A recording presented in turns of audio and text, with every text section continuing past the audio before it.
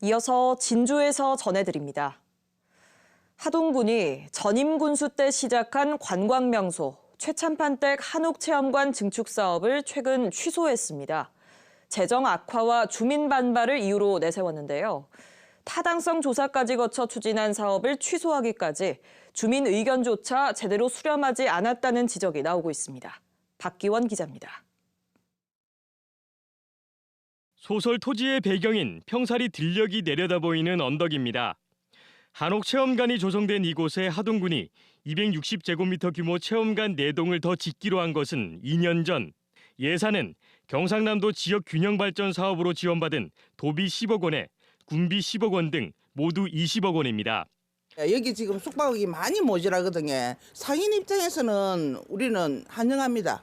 왜냐하면 이게 활성화가 되잖아요.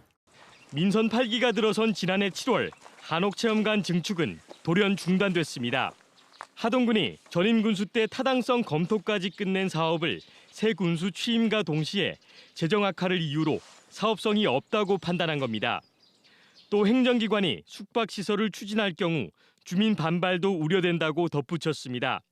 무분별하게 늘리는 것보다는 지금 숙박시설의 규모로 가지고 가면서 좀 그냥 즐길 수 있는 콘텐츠나 최참판댁을 조금 더 활성화를 하는 게 더 좋다고 판단을 해가지고.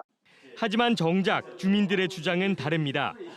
사업 취소 과정에서 공청회 등 여론 수렴이 없었다는 겁니다. 그런 절차는 전혀 없었고요. 그다음에 이런 내용이 취소됐다는 내용도 한참 뒤에 알았어요.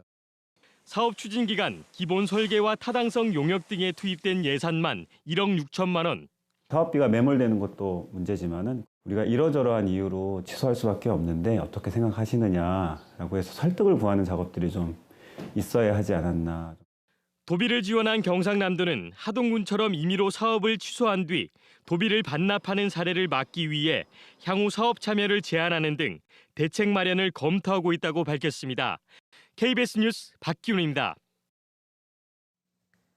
종로학원이 최근 3년 동안 전국 의과대학 38곳 자료를 분석한 결과 경상국립대학교 의과대학 중도 탈락자는 18명으로 전국 의과대학 38곳 가운데 13번째로 많은 것으로 조사됐습니다. 같은 기간 의과대학 중도 탈락자 560여 명 가운데 비수도권이 410여 명, 74%로 나타났습니다.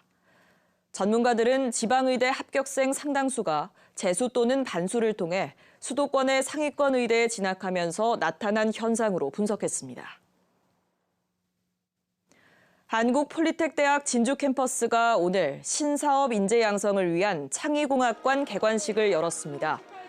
창의공학관은 총면적 6,200여 제곱미터에 지상 3층 규모로 지어졌으며 항공과 3D 프린팅 등 신산업 인재 양성을 위한 강의실과 복지시설 등이 들어섰습니다.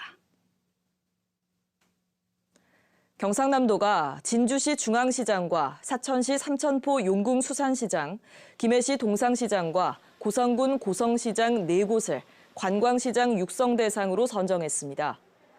이들 시장에는 국비 등 3억 원이 투입돼 시장 관광 상품을 개발하고 상인 역량 교육도 진행됩니다. 경상남도는 사업 결과에 따라 관광시장 육성 대상을 확대할 예정입니다. 사천시가 만 60살 이상 주민을 대상으로 무료 뇌파 검사를 지원합니다. 뇌파 검사는 사천시 치매안심센터의 예약제를 통하거나 경로당을 찾는 치매안심버스의 방문 검사로 받을 수 있습니다. 사천시는 검사 결과에 따라 치매 예방교육과 무료 상담도 지원합니다. 지금까지 진주에서 전해드렸습니다.